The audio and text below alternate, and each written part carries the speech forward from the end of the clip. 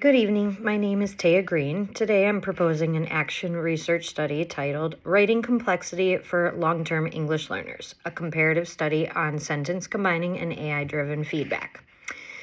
In secondary education, many of our long-term English learners, LTELs, reach what researchers have often described as reclassification plateaus. At this stage, their conversational English is often strong, but their academic writing becomes static. They often rely on simple, repetitive sentence structures that don't meet the rigors of high school curriculum. My research targets this specific gap. By comparing traditional sentence combining instruction with modern AI-driven feedback, I'm seeking a measurable way to help our students break through these linguistic barriers and move toward proficiency. The study is grounded in the four-stage action research cycle defined by Sager and Williams: identifying a problem, collecting data, analyzing results, and then taking action. Over the course of 6 weeks, I will lead an intervention 3 times a week during our school-wide academic resource periods. I will be comparing 2 groups, one receiving manual teacher-led modeling on how to use subordinating conjunctions, and an experimental group using AI tools such as Gemini or ChatGPT to receive immediate feedback on their sentence structures. Following the mixed methods approach suggested by Cresswell and Cresswell, the study will allow us to see which method effectively allows for student growth on academic writing maturity. To ensure my findings are objective and reliable, I will be tracking 2 primary metrics. First is the mean length of T unit, or MLT. This measures the average number of words per functional sentence to see if students are physically expanding their ideas.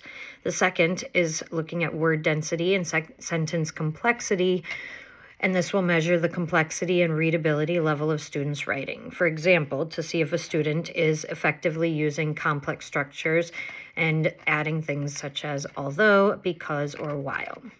To gather the data accurately, I will utilize accessible digital tools. I'll use wordcounter.net and Grammarly for precise word and sentence counts, and for the sentence complexity analysis, I will utilize Text Inspector or readabilityformulas.com. These tools allow me to turn a student's writing into a set of clear, standardized data points, ensuring my conclusions are based on evidence rather than subjective grading.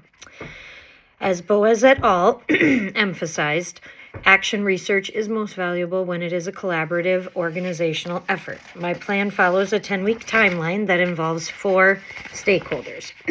The first is our principal, who's our institutional leader.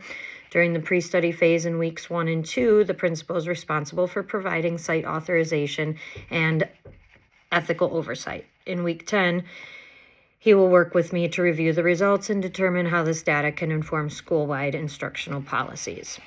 Second, the parents are vital partners. In week 3, parents are responsible for reviewing and returning informed consent forms. During the 6-week intervention, they serve as home front motivators, ensuring the children understand that the feedback given is a tool for growth and using AI is not a shortcut for their work. The third are my colleagues. Because the study occurs during their academic resource time, my fellow teachers are responsible for facilitating student scheduling and access from weeks 4 through 9. In week 10, they will join me in a professional learning community to peer review the data and see how these writing strategies can be scaled across our department. And finally, the tech coordinator acts as the architect and makes sure we have digital security. In weeks 1 and 2, they will be responsible for vetting the AI platforms to ensure they meet district privacy standards. And then throughout the study, they provide technical monitoring to ensure student data privacy and dignity are protected at all times. The true value of this research lies in how it will fundamentally transform the future classroom practice. The data I collect on MLT and clause density won't just be for a report. It becomes a diagnostic roadmap for how I'll teach my LTEL students every day. For example, if the data shows that a student has a high word count but very low sentence complexity, I'll know that they are wordy but lack sophistication. In response, my future lessons for the student could shift specifically toward subordinating conjunctions to help them pack more meaning into fewer sentences. Conversely, if a student shows a very low MLT, my practice will pivot towards basic sentence combining exercises to build their confidence in writing longer thoughts. Furthermore, the data will dictate how I integrate technology. If the AI feedback group shows significantly higher growth, I'll move to make AI-assisted drafting a permanent scaffold in the classroom. This allows me to provide every student with a digital writing coach that offers immediate formative feedback I can't always provide individually in a larger classroom setting.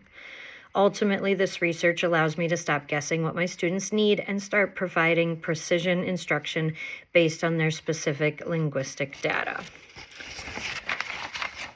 In closing, this proposal is more than just a study, it's an act of service. The Christian worldview teaches that every student is an individual made in the image of God. Advocating for LTEL students through rigorous research is an act of justice, ensuring that linguistic barriers do not stand in the way of their God-given potential. Action research has given me the confidence to be an evidence-based leader who can initiate change from the ground up. Thank you for your time and for your commitment to our students' success.